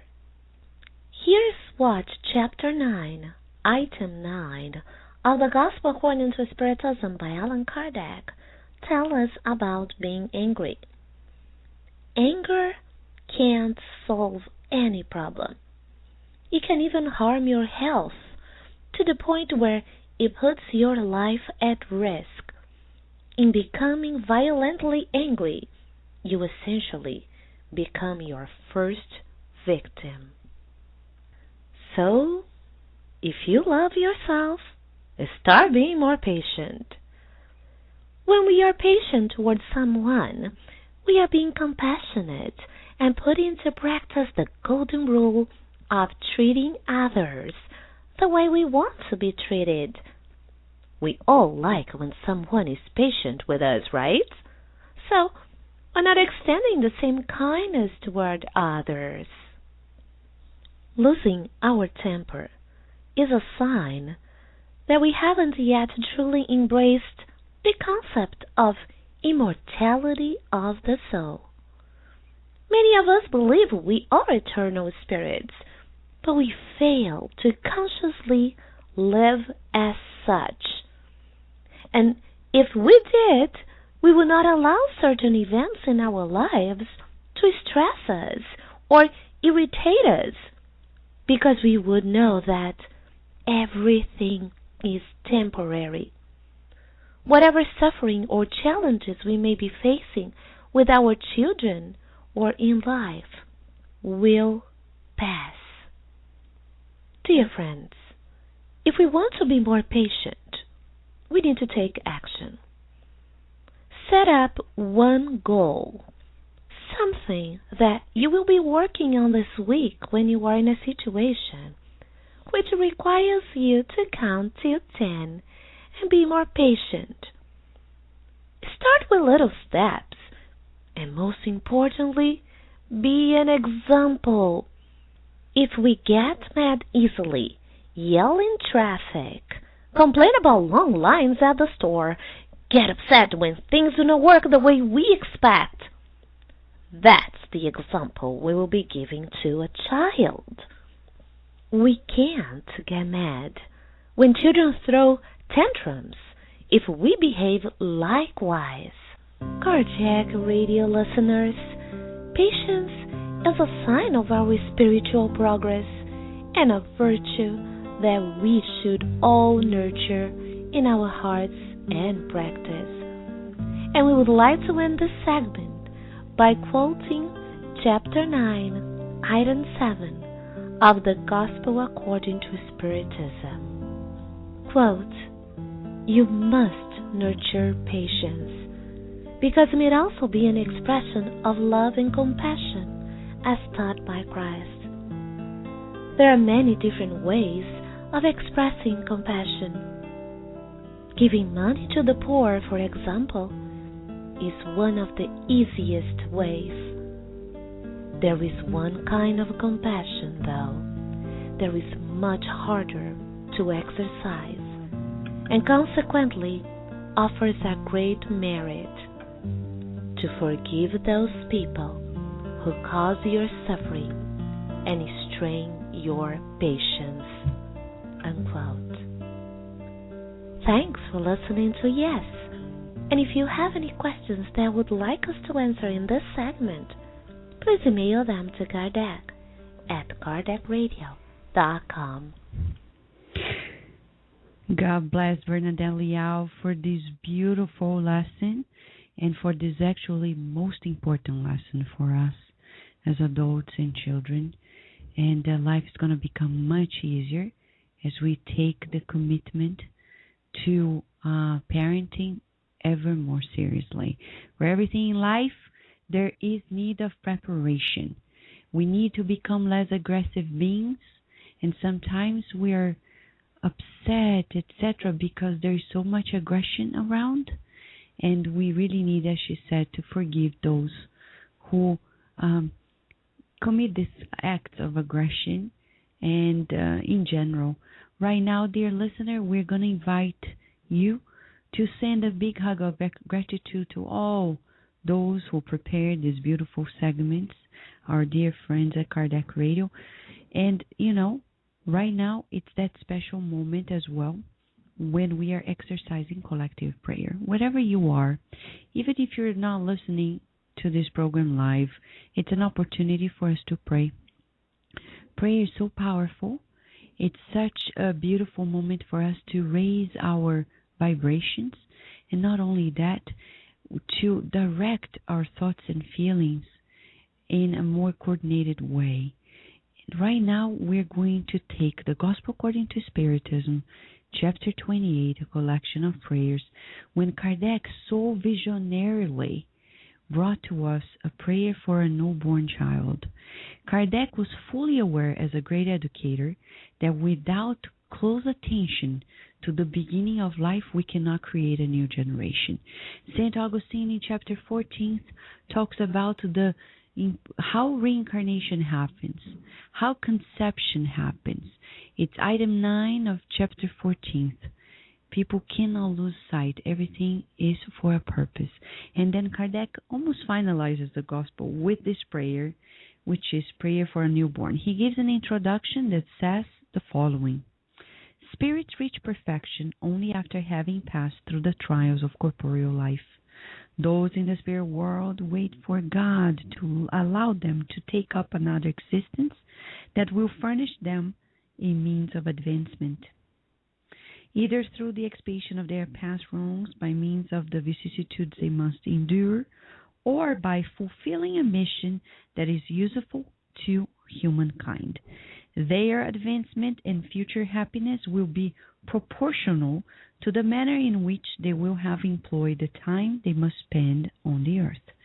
The job of guiding their first steps and of directing them towards the good is entrusted to parents who will answer to God for the way they will have fulfilled their mandate.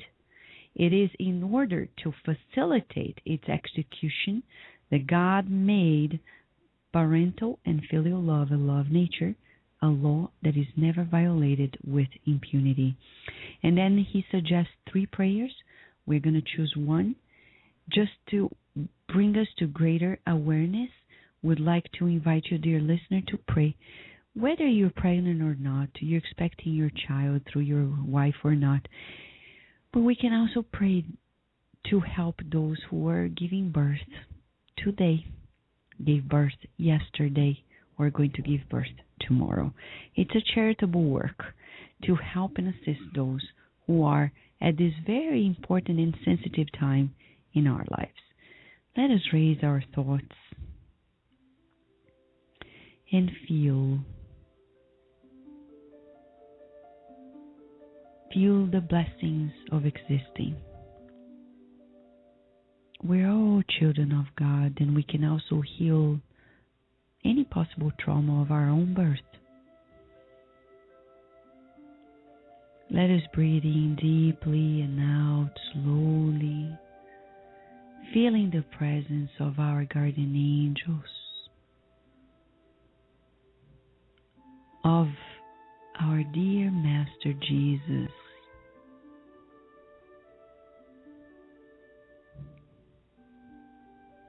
and raising our thoughts to the Creator, God of goodness. Since you saw it fit to allow the spirit of this child to come once again to endure the earthly trials destined to enable you to progress, grant it your light so that it may learn to acknowledge, love, and worship you. By your omnipotence, enable this soul to regenerate itself in the fount of your divine teachings. Under the guidance of its guardian angel, may its intelligence grow, develop, and make it aspire to draw closer and closer to you. May the knowledge of Spiritism be the shining light that enlightens it through the choices of its life. Finally, may it learn to appreciate the full extent of your love that puts us to the test in order to purify us. Lord, cast a parental eye upon the family to whom you have entrusted this soul. May they understand the importance of their mission and enable good seeds to germinate in this child until the day in which, through its own aspirations, it can ascend by itself to you. Dear God, deign to answer this humble prayer in the name and by the merit of that one who said, "Let the little children come unto me, for the kingdom of heaven is for those who are like them."